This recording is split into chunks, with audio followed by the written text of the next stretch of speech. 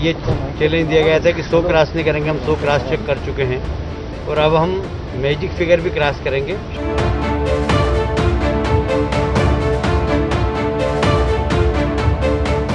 मैं शुक्रगुजार हूँ हमारे पोर्ट कॉन्स्टिट्यूंसी के सारे अवाम का, सब लोगों का, जो उन्होंने हमको विश्वास किया है। इस ये लेके 3rd टर्म हमें विश्वास किया है।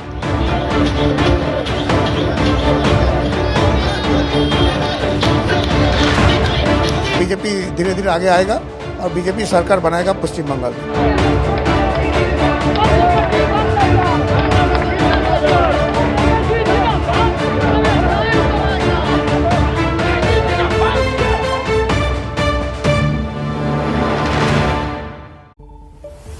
ब्रेक के बाद स्वागत है आपका। आप देख रहे हैं एबीपी न्यूज। खेला होवे लगातार ममता बनर्जी यही नारा लगाती रही। अब ये आंकड़ा और ये जो आंकड़ा आ रहा है 207 सीटों पर टीएमसी की बढ़त का क्या मायने हैं, क्या है बड़ी बातें, वो आप समझिए। ममता बनर्जी की जीत की हैट्रिक, यानी तीसरी बार ममता बनर्जी एक बार फिर मुख्यमंत्री बनेंगी।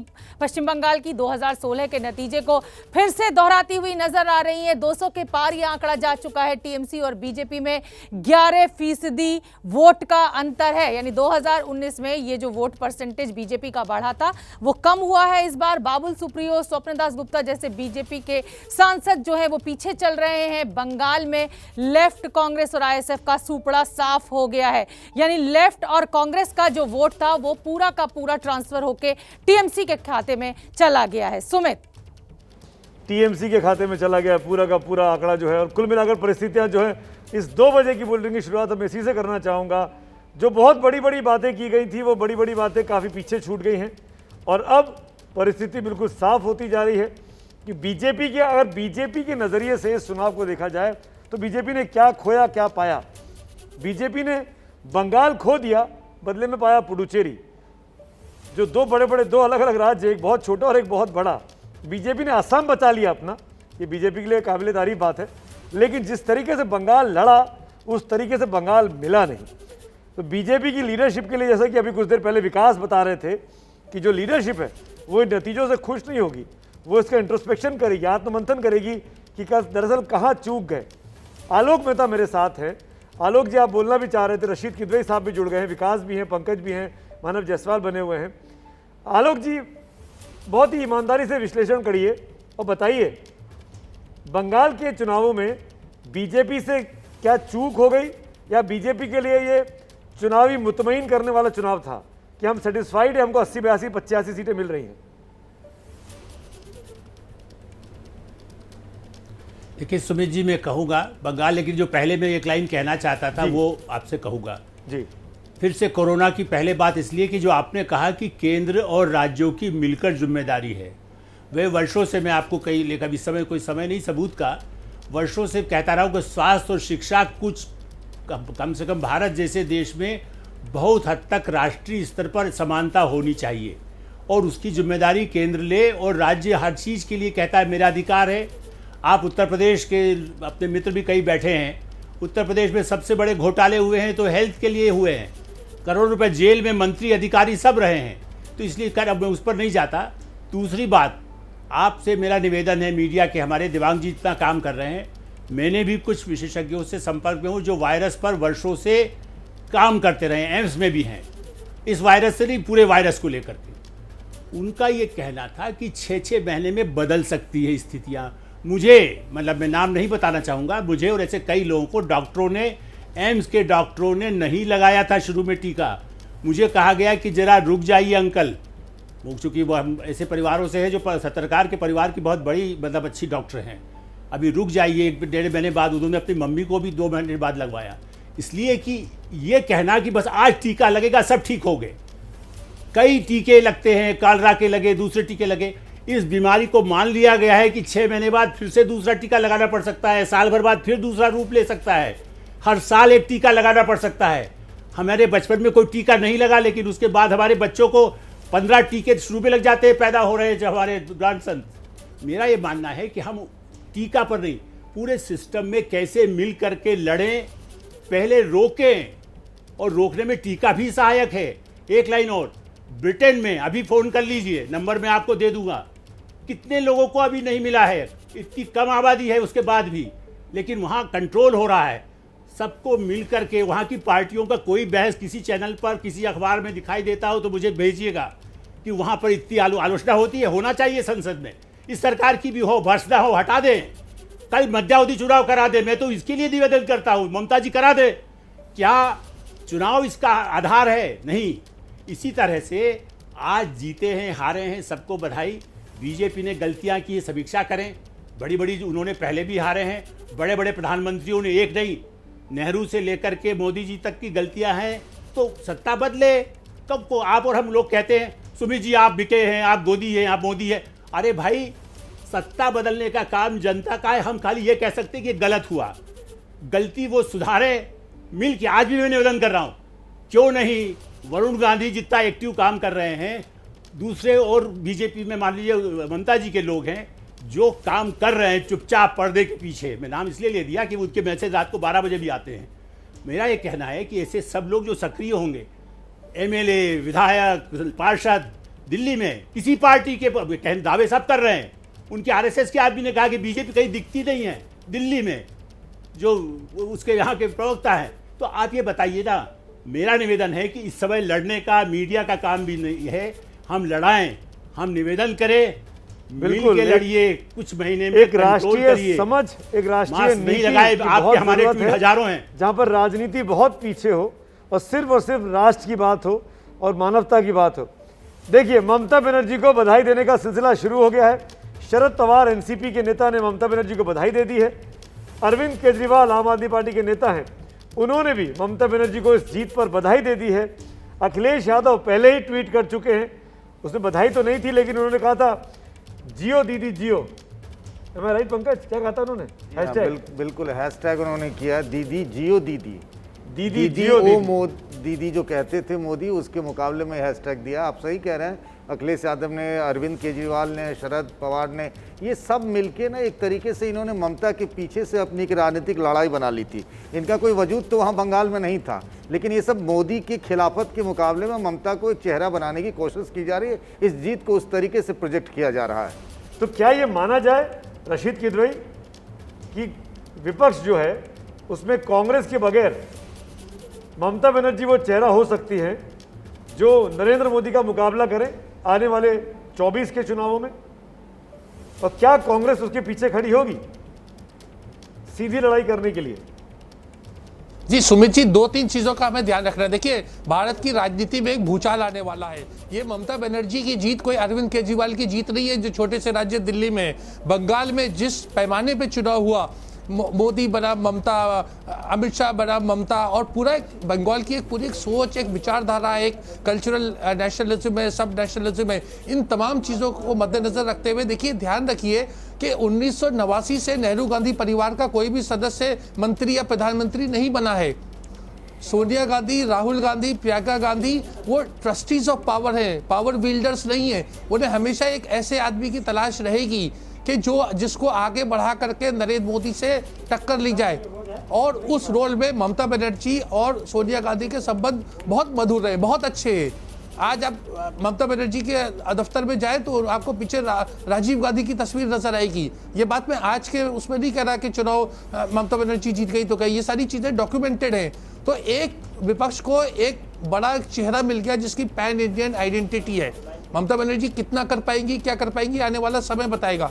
लेकिन जो 22 का उत्तर प्रदेश का चुनाव है वो बहुत कुछ डिटरमिन करेगा। अगर वहां भाजपा को परास्त किया जा सके तो फिर 24 भी जो है वो बिल्कुल मोदी जी के लिए और भाजपा के लिए मतलब सही बात है, अंधकार होगा। 24 तो दूर की कौड़ी है, अभी तो बहुत सी सीढ़ी बाकी है। सबसे पहले उत्तर प्रदेश आने वाला है जहां पर यूपी सब कुछ है। जी जी मानव, आप कुछ बोलना चाह रहे हैं? सौरभ सिकदर बीजेपी के प्रवक्ता में जुड़ गए हैं। मानव कुछ बोलिए, आप कुछ बोलना चाह रहे थे? मैं सर बोलना चाहता हूँ, मैं सभी से आज्ञा लूंगा, मुझे दूसरी जगह जाना है। नेवरदलेस आज का जो जीत है सर, जो हमारी जो जीत है, ये मोदी शासन के ऊपर हमारी जीत है, और उससे बड़ी जीत हमारी तब होगी जब सत्ता में आप थे, जीतेंगे। चुनाव आप लड़ रहे थे, इनकम्बेंट गवर्नमेंट आपकी थी। 2 मई जो नारा लगाते थे, 2 मई दीदी गई, आज 2 मई है और दीदी छा गई और बंगाल में खेला हो गया।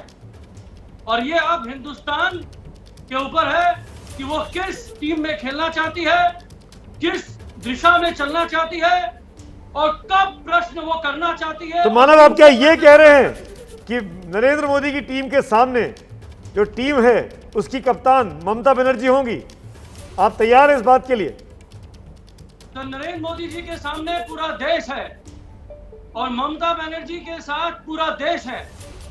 आज आपको अवगत करा रहा हूं, जिस तरीके से इलेक्शन कमीशन, सीबीआई, ईडी, पैसा, ताकत, बीजेपी, मोदी शासन और साथ ही साथ बहुत मेजॉरिटेरियन मीडिया, मेजॉरिटेरियन पब्लिक नहीं, मेजॉरिटेरियन जनता नहीं, मेजॉरिटेरियन मीडिया ने मिलके पूरे हिंदुस्तान को जिस तरीके से खंडित किया है, पूरे बंगाल की अस्मिता, बंगाल की छवि को निंदनीय बनाया है, ये उसका परिणाम है कि आज हम इस नंबर पे आए हैं। बीजेपी चाहे जितने भी आंकलन कर ले, लेकिन वो सौरभ सिकदर जवाब दीजिए। बीजेपी ने चलाई है। आप बड़ी बातें इल्जाम लगा रहे हैं मानव जायसवाल। सौरभ सिकदर, मुखौटा उनका गिरा है और पूरा देश उसका संज्ञान लेगा। मानव भाई, सर मैं आप लोगों से आज्ञा चाहता हूं। सौरभ सिकदर, मानव जायसवाल आपकी बात का जवाब दे रहे हैं, सुनिए, जाइएगा मत। सौरभ सिकदर, वो जवाब नहीं दे पाएंगे, जवाब नहीं है उनको। बोलिए अगर वो आत्मचिंतन कर ले और आज थोड़ा सब्र रखिए, अभी भी आधा काउंटिंग नहीं हुआ है मानव जी, आधा काउंटिंग भी अभी नहीं हुआ है और 80 से ज्यादा सीट में 1 से 1,500 वोट का फासला है। तो इतना जल्दी जीत का हंसी मत हंसिए। और जो है, जिस तरीके से 12 से 15 राउंड काउंटिंग हो जाने के बाद ये सब डायलॉग दीजिएगा मानव जी। अभी जो नतीजा, अभी नतीजा जो है, लोगों का नतीजा पूरा आने दीजिए, पूरा आने दीजिए, फिर तो पता चलेगा दीदी छा गई कि दीदी गई। लेकिन एक प्रथा चालू करेगा भाईचारे का, एक प्रथा चालू करेगा, हम एक हैं। सौरभ भाई, हम भी एक हैं आप और हम एक हैं। बंगाल में कितने लोग एक है, वो तो वक्त बताएगा, मनोज जी। आने वाला टाइम पे, आने वाला टाइम बताएगा कौन है और किसका क्या शासन चल रहा है। अभी तक नतीजे आए नहीं। हमारे पार्टी ऑफिस का अटैक करना शुरू कर दिया है टीएमसी ने। हमारा जो मुख्य कार्यालय है कलकत्ता के अंदर है, अभी वहाँ पे अटैक हुआ है। तो अभी तो आप लोग अभी तक जीते नहीं, अभी खून की होली चलना शुरू कर दिया है और साथ बंगाल की उन्नति में साथ देंगे, परस्पर साथ देंगे। सौरभ भाई, और खून का होली भी खेलेंगे और उसके साथ साथ खून का होली भी खेलेंगे। अच्छा, आप दोनों आमी बंगाली, सुनिए मानव, सौरभ मेरे साथ मेरी को एंकर हैं, को कलीग हैं, पूछना चाह रही हैं आपसे सवाल। रुमाना के पास ही आना चाह रही थी। मानव जायसवाल, चलिए आप मान रहे हैं कि 2 मई दीदी छा गई, बहुत बधाई आपको, बधाई ले लीजिए मेरी तरफ से। लेकिन साथ ही साथ ये बता दीजिए कि आपने सीबीआई, ईडी, चुनाव आयोग, 8 फेज का इलेक्शन, सबको लेकर सवाल उठा दिए। इस बार ईवीएम तो ठीक रही ना? नहीं मैडम, देखिए ईवीएम जो है ना, हम तो आज भी आपको बोल रहे हैं, कल भी आपको बोलेंगे, अगर ईवीएम है तो वीवीपैट काउंटिंग को चालू करवाइए। EVM should be assimilated with VVPAT. आप लोग चलाइए इसका मुहिम, आप लोग करिए इसका चैनलाइजेशन और आपको पता चलेगा, वोट भी बढ़ेगा, टीआरपी भी बढ़ेगा। हम आज भी बोल रहे हैं, इलेक्शन कमीशन को ईवीएम के साथ वीवीपैट को काउंटिंग की प्रथा चालू करनी चाहिए on a responsible note. Every citizen, even you और इवन मी, हमको जानकारी नहीं होनी चाहिए कि हमारा वोट कहाँ गया है। अगर वो स्लिप निकल रहा है उसके ऊपर अगर सरकार पैसे खर्च कर रही है तो क्या वो डस्टबिन है? तो वो तो दिखता है, जब वोटिंग हो रही है तो वो दिखती है ना स्लिप, वो दिख रही है वोटर को। देते हैं आपको ट्रैफिक का टिकट मिलता है, आप उसको सबमिट करते हैं। हम एक वोट दे रहे हैं, वो सबमिशन नहीं होना चाहिए, उसका काउंटिंग नहीं होना चाहिए। नहीं क्यों सुप्रीम कोर्ट के जज ने बोल दिया तो भाई ठीक है, उनको मिल गया पार्लियामेंट में जगह। पांच मशीन। अरे कब ये देश हमारा देश है मैडम? हम चाहते हैं मीडिया है, आप हमारा बहुत महत्वपूर्ण स्तंभ है, स्तंभ रहिए। अभी भी आपको ईवीएम पर सवाल है आपके मन में? 208 हमारे टीएमसी का आंकड़ा 208 परस्पर है। ईवीएम में अभी भी आपको लगता है कि कुछ गड़बड़ी है? के साथ वीवीपैट का काउंटिंग की प्रथा चालू करें। अच्छा सुनिए मानव, इलेक्शन कमीशन ने आज से करीब 1-1.25 साल पहले खुला ऑफर दिया था, आइए और इस मशीन में छेड़खानी करके दिखाइए। तो मानव जायसवाल, आपको तब तरकीब नहीं आती थी या आपने सुना नहीं था? सर, मैं आपको इसका परस्पर उत्तर देता हूं सर। आप आज के डेट में भगवान ना करे कोई भी हम लोग कोविड से ग्रसित हो जाए और अस्पताल पहुंचे और डॉक्टर बोलेगा हम आपको बिना छुए आपको इलाज करवाना है, तो बोलिए हम आपको छुएंगे नहीं। छूने की भरपूर इजाजत थी, घर ले जाने की इजाजत नहीं थी। मिसलीड मत करिए, मिसलीड मत करिए मानव। मैं लगातार 72 घंटे तक फॉलो कर रहा था उस स्टोरी को। एक पार्टी नहीं पहुंची, एक पार्टी नहीं पहुंची, एक पार्टी नहीं पहुंची। सब एकमात्र पार्टी आम आदमी पार्टी थी जो ये कह रही थी हमको मशीन दे दीजिए, हम घर ले जाके आपको करके दिखाएंगे। सर इतने मापदंड थे, प्रभु विष्णु इसी में कोई नहीं गया। पूरी इजाजत थी, प्रभु विष्णु नेता को भी नहीं करना था। चुनाव आयोग ने कहा था अपने साथ ले आइए किसी भी एक्सपर्ट कंसल्टेंट को। अगर ईवीएम पे भरोसा नहीं था मानव तो चुनाव क्यों लड़े आप? और अब तो चुनाव जीत गए, इस बहस को खत्म करिए। वापस 208-210 सीटें आ रही हैं आपको। क्यों देश के चुनाव आयोग पर, क्यों देश की चुनाव आयोग की तकनीक पर सवाल खड़ा कर नीचा दिखाते अंतर्राष्ट्रीय मंच पर? बोल रहे हैं कि वीवीपैट को काउंट करिए, तो क्या गलत कर रहे हैं? अरे वीवीपैट को काउंट करिए ना, स्टार्ट करिए ना। अरे पता लगा काउंट कर आप हार गए, करवा दीजिए, सिस्टम में आ जाइए, क्या तकलीफ है? तो बनाइए ना दबाव, 1200 नहीं 1800 भाई सरकार पे दबाव बनाइए ना, मुहिम छेड़िए ना, देश में आंदोलन खड़ा करिए ना। किसने मना किया कि वीवीपैट की हर पर्ची को गिना जाए? वापस बैलेट बॉक्स में आ जाइए, मुझे कोई दिक्कत नहीं है, पर आपको अपनी करेंसी पर विश्वास करना पड़ेगा। यही तरीका है, यही तरीका है। मैं तो आपकी वापसी जी, मैं आपको बोल रहा हूँ सर, आप लोग चलाइए ना, एक तो ट्रेंडिंग करिए ना सर। मैं बोलता हूँ 130 करोड़ की जनता है ना, जितने लोग ट्विटर में होंगे, जितने लोग फेसबुक में होंगे, हर कोई आपके वो ट्रेंडिंग में आएगा। टीआरपी वर्ल्ड लेवल में जाएगी, 1 बिलियन। टीआरपी बंद है मानव जायसवाल, आपको पता है कि नहीं पता है? अक्टूबर महीने से लेके आज हम मई के महीने में आ गए हैं, पिछले 6 महीने से कोई टीआरपी नहीं आ रही है। कोई चैनल किसी टीआरपी के दबाव में काम नहीं कर रहा है। हमारा मसीहा हमारा दर्शक है, हमारा मानने, हम किसको मानते हैं? तो अपने व्यूवर की मानते हैं। हम मानव जायसवाल की नहीं सुनते, हम सौरभ सिकदर की नहीं सुनते, हम आलोक मेहता जैसे लोगों से फीडबैक लेते हैं। ये हमारे लिए सब कुछ है। आपके जैसे लोगों की राय सुनते हैं। आपको क्लियर कर दे कि टीआरपी नहीं आ रही है, तो टीआरपी का कहीं किसी तरह पे कोई दबाव नहीं है। दबाव आप पर है। आपने एक सवाल खड़ा किया, उस सवाल को आप साबित नहीं कर पा रहे हैं। आप चुनाव जीत जा रहे हैं उसी ईवीएम के जरिए जिस ईवीएम पे आपको शक था। और 100% रुमाना ने बिल्कुल ठीक सवाल किया। खुदा ना खास्ता अगर उल्टे नतीजे होते तो आप सबसे पहले ईवीएम पे सवाल खड़े करते। आपकी आज इस बातों से साफ हो गया। रुमाना जी की बात को मानते हुए मैं एक ही चीज बोल रहा हूँ, और मैं पूरे देश को बोल रहा हूँ कि क्यों नहीं हम ये प्रथा चालू करें कि भाई ईवीएम के साथ साथ हम लोग 50% वीवीपैट को काउंट कर रहे हैं। सुमित जी कह रहे हैं यहाँ पर कि शुरू तो कीजिए ना, मुहिम शुरू कीजिए। अपने साथ चिट्ठी लिखते हैं आप लोग कि मोदी का खतरा है, आओ सब जुड़ जाओ टीएमसी के साथ। अगर दीदी ऐसी चिट्ठी लिखती है, आप लोग सब ईवीएम वीवीपैट को लेकर मुहिम चलाइए ना। कम से कम विपक्षी दलों को तो एक साथ जोड़िए। आप लोग फैसला कीजिए कि नहीं लड़ेंगे चुनाव जब तक कि वीवीपैट की ये जो टेरिटरी है ना मैडम, ये फैसला ले। ये जो टेरिटरी है, हम पर्सनली, हम लोग का बंगाल में एक संगीत है, एकला चलो रे। हम पहले अकेले तो स्टार्ट करेंगे और हमारी नेत्री ने स्टार्ट कर दिया। चलें ठीक है सर, आपको शुभकामनाएं। लेकिन जल्दी से जरा सौरभ सिकदर साहब के पास चलते हैं। सौरभ सिकदर जी, आज सवाल बीजेपी से ये पूछा जाएगा कि अभी तक आप लोग टीएमसी को घेरते थे ये कहकर कि साहब ये तो हिंसा के बल पर चुनाव जीत जाते हैं। इस बार तो सारी सेंट्रल फोर्सेस लगी हुई थी और टीएमसी की ये जबरदस्त जीत नजर आ रही है सर, 208। 208 जीत नहीं नजर आ रहे, 208 में आगे चल रहा है और अभी तक आधा भी काउंटिंग नहीं हुआ है। जहां 26-27 राउंड तक काउंटिंग होगा, वहां पे अभी मुश्किल से ज्यादातर जगह में 8-9 राउंड तक का काउंटिंग हुआ है। सर 2:30 बजने वाला है। सौरभ सिकदर जी 2:30 बजने वाला है सर, मतलब 10:30 बजे आप ये बात कहते और कह रहे हैं आपके नेता लगातार। उसके बाद 12:30 बजे भी यही बात थी। अभी सर 2:30 बज रहा है, अभी भी सेम स्क्रिप्ट सेम नैरेटिव। थोड़ा बदलिए सर, थोड़ा बदलिए। चलिए अच्छा नंबर दीजिए। चलिए 200 पार वाली बात तो गई, अभी नया नंबर तो दीजिए।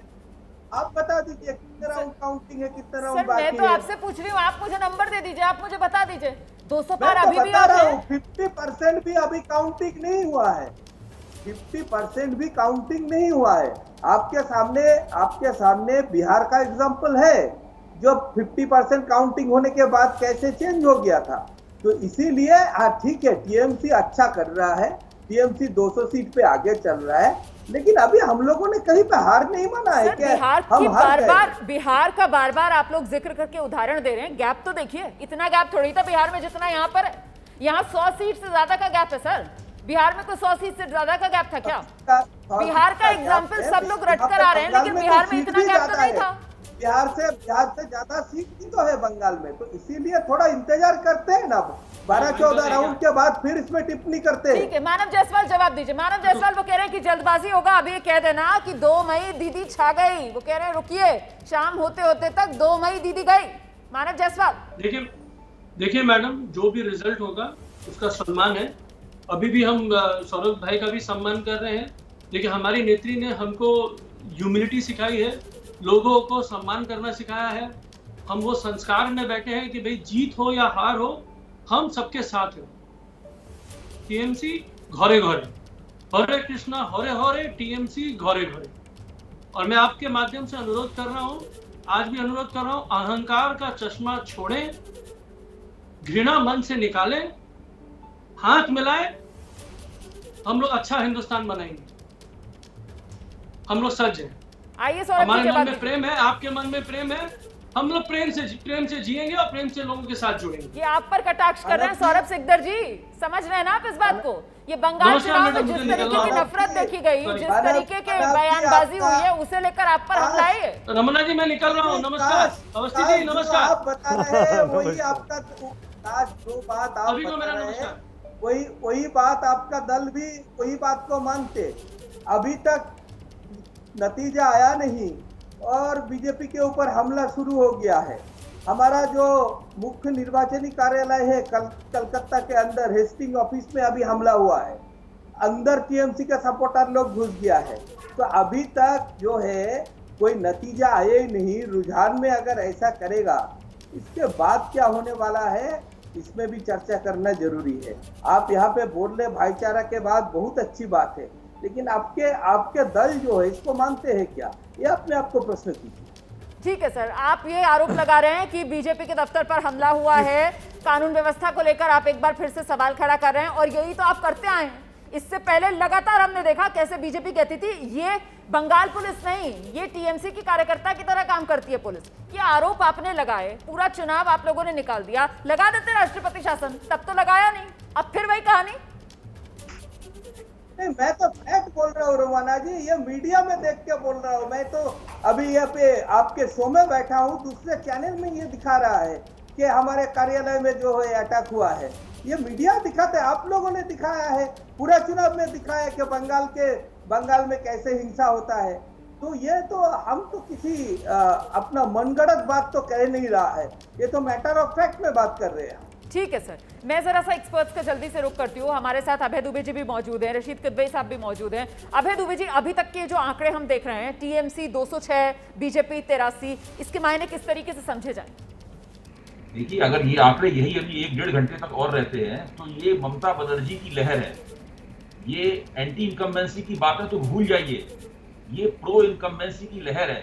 जब इतनी सीटें और इतने वोट 48-49% वोट किसी पार्टी को मिलते हैं और जो भारतीय जनता पार्टी के तोपखाने के मुकाबले लड़ रही हो, तो समझिए समाज के हर तबके ने उसको बड़े पैमाने पर वोट किया है। ये केवल मुसलमानों का वोट नहीं है, ना ये केवल स्त्रियों का वोट है, ये बड़े पैमाने पर उस हिंदू समाज का भी वोट है जिसको भारतीय जनता पार्टी ध्रुवीकरण के जरिए अपने पक्ष में करना चाहती थी। हमें इस बात में अब कोई संदेह नहीं रह जाना चाहिए। हाँ, अगर जैसा कि भाजपा के प्रवक्ता लोग और नेता लोग लगातार ये कह रहे हैं टीवी पे, मैं सुबह से सुन रहा हूँ कि कोई चमत्कार होने वाला है, रात को 12 बजे तक पूरी तस्वीर पलट जाएगी और भाजपा के 200 हो जाएंगे और टीएमसी के 80 रह जाएंगे। अगर इस तरह का कोई चमत्कार होता है तो चमत्कार को नमस्कार, हम सब लोगों को उस चमत्कार को नमस्कार कर देना चाहिए। लेकिन हम जानते हैं कि ऐसा चमत्कार होने वाला नहीं है। ये प्रो इनकम्बेंसी की, ममता बनर्जी की, टीएमसी की लहर है। भारतीय जनता पार्टी कह रही है हमारे पास तो खोने के लिए कुछ नहीं था, ये सबसे बड़ा झूठ है। देखिए, अगर आज भाजपा चुनाव जीत रही होती, 150 के आसपास उसकी बढ़त हो रही होती, तो आज क्या विश्लेषण कर रहे होते इसका हम लोग अंदाजा लगा सकते हैं। भाजपा की केंद्र सरकार इस वक्त 3 बड़े संकटों का सामना कर रही है। पहला राजनीतिक संकट है जो किसान आंदोलन के कारण दिल्ली की सीमाएं 3 तरफ से घिरी हुई हैं, उसके कारण पैदा हुआ है। दूसरा विदेश नीति का संकट है जो चीन के साथ सीमा विवाद से पैदा हुआ है। तीसरा सबसे बड़ा अर्थनीति का संकट है। ये देश की अर्थनीति बिल्कुल नीचे जा रही है, कोरोना की वजह से और भी रसातल में जा रही है। अगर बंगाल का चुनाव भाजपा जीत जाती तो बड़े पैमाने पर इन तीनों संकटों को प्रबंधित करने का, मैनेज करने की उसकी क्षमता बढ़ जाती। बंगाल का चुनाव जिस बुरी तरीके से वो हार रही है, उसका मतलब ये है कि ये संकट और भी ज्यादा तीखे होंगे। राजनीतिक संकट अभय जी, मैं बीच में टोक रहा हूँ, आपको प्रतिक्रियाएं भी आती जा रही है, वो भी सुन लेते हैं। ममता बनर्जी के कैबिनेट मंत्री रहे सुजीत बोस से बात की है मेरे सहयोगी कुंतल ने, एक बार बात कर लेते, सुन लेते क्या कहा सुजीत बोस ने। मुझे आप लोगों की तस्वीर नहीं दिखाई पड़ रही है। आप हमें दिखाई दे रहे हैं बड़े शानदार तरीके से। कहाँ गया कुंतल चक्रवर्ती, क्या हम उसको देख सकते हैं? तृणमूल कांग्रेस 200 के पार और हमारे साथ है तृणमूल कांग्रेस के वरिष्ठ नेता और दमकल मंत्री सुजीत बोस। सुजीत दा, तृणमूल कांग्रेस 200 के पार, ऐसा मतलब उम्मीद किया जा रहा था। तृणमूल कांग्रेस के जो बड़े समर्थक है वो भी उम्मीद कर रहे थे कि शायद 170, 175, 180, लेकिन 200 के पार रुझानों में फिर भी क्या कहेंगे? देखिए, मेरा जो लीडर है ममता बनर्जी प्रथम दिन से यही बोला है, काल भी बोला है, 2/3 मेजोरिटी लेके टीएमसी गवर्नमेंट हम लोग बनाएंगे। हमारा जो लीडर बोला है ममता बनर्जी पूरा कॉन्फिडेंस से बोल रहे हैं, और मेरा यूथ लीडर भी है अभिषेक बनर्जी भी बोला है। तो हम लोग तो जो रिजल्ट आज देख रहे हैं आप, वो रिजल्ट तो पहले ही बोल दिया है ममता बनर्जी, क्योंकि ममता बनर्जी का कॉन्फिडेंस है बंगाल का। बंगाल में जितना काम किया है, जितना डेवलपमेंट काम किया है ममता बनर्जी, एक काम का फल ये है। और दूसरा साइड में बीजेपी जैसे ममता बनर्जी के जितना गाली दे रहा है, उसका जितना लीडर है ममता बनर्जी को जो जितना गाली दिया है, और अभिषेक बनर्जी को भी जो कुछ बोला है, इसको जवाब दिया है। आपको क्या लगता है कि नेशनल पॉलिटिक्स में भी कहीं ना कहीं ये जो रिजल्ट्स है इसका असर देखने को मिलेगा इसके आगे? देखिए, हम लोग बोल रहे हैं जो ममता बनर्जी और बंगाल का लीडर, नेशनल लीडर भी है ममता बनर्जी। ममता बनर्जी, उनका कॉन्फिडेंस, उनका ऑनेस्टी सारा देश में जानते हैं, और सारा विश्व में सब जगह में ये रिजल्ट जानने के लिए सब लोग इंतज़ार कर रहे हैं। तो अभी तो रिजल्ट हो गया है, आप लोग देख रहे हैं 208 में हमारा पार्टी आगे बढ़ रहा है 200 के ऊपर में। दीदी भी बोला है 2/3 मेजोरिटी हम लोग पाएंगे। तो हम लोग का यही, हम लोग का जीतेंगे ज़रूर। और लोग गुस्सा का जवाब ममता बनर्जी को जो गाली दिया है जो मीटिंग में, हमारा लड़के का बहुत, हमारा जो लड़की लोग जो है हमारा इधर, उसका सम्मान भी है, उसका जो सम्मान खराब कर रहा है, हमारा जो महिला लोग को जो सम्मान खराब करता है, वो लोग मानुष मानता नहीं है। एक आखिरी सवाल, तमाम स्टार प्रचारक, प्रधानमंत्री, गृह मंत्री, बीजेपी के राष्ट्रीय अध्यक्ष मिथुन चक्रवर्ती, वो यहाँ आकर रैलीज की है, रोड शोज किया, इसके बावजूद भी ममता बनर्जी यहाँ से जिस तरह से जीत हासिल की है, क्या कहेंगे आप? ये फिर से वही दर्शाता है कि ममता बनर्जी अकेली भी ये इतनी बड़ी लड़ाई जो है ये लड़ सकती है। ममता बनर्जी का स्पिरिट भी है, हम लोग तो आज से देखते नहीं, बहुत दिन से ममता बनर्जी के साथ हम लोग पार्टी करते हैं, हम लोग जानते हैं उसका जो लड़ाई है मानुष के लिए लड़ाई है। ये लड़ाई मानुष समर्थन किया है। और बंगाल में हम लोग बार बार बोला है ममता बनर्जी जो बंगाल का लोग भी चलाएगा। दीदी भी हम लोग बोला है बांग्ला में के चाहिए स्लोगान, हम आप लोग जानते हैं हमारा। तो लोग राय दिया है, ममता दी को राय दिया है, और ये राय बहुत गुरुत्वपूर्ण राय आज के 2024 के लिए बहुत गुरुत्वपूर्ण राय है। बात करने के लिए बहुत बहुत शुक्रिया। तो सुना आपने, कुंतल को बात कर रहे थे सुजीत बोस से, और कुल मिलाकर खुशी का माहौल है, सेलिब्रेशन का माहौल है। और सिर्फ 1 मिनट का ब्रेक यहाँ ले रहा हूँ, फिर यशवंत देशमुख हमारे साथ होंगे। और इसको बड़ी खुशी के साथ बता सकता हूँ कि यशवंत देशमुख ने जो प्रिडिक्ट किया ओपिनियन पोल से लेकर एग्जिट पोल तक, लगभग उसी दिशा में नतीजे आए हैं। अमूमन ऐसा होता नहीं है जब 5 अलग अलग तरह के विधानसभाओं को प्रिडिक्ट करना हो, और एग्जैक्टली सी वोटर और यशवंत देशमुख की टीम बधाई के पात्र है। चर्चा करेंगे ब्रेक के उस पार, बने रहेगा यशवंत हमारे साथ, तुरंत लौट के आते हैं।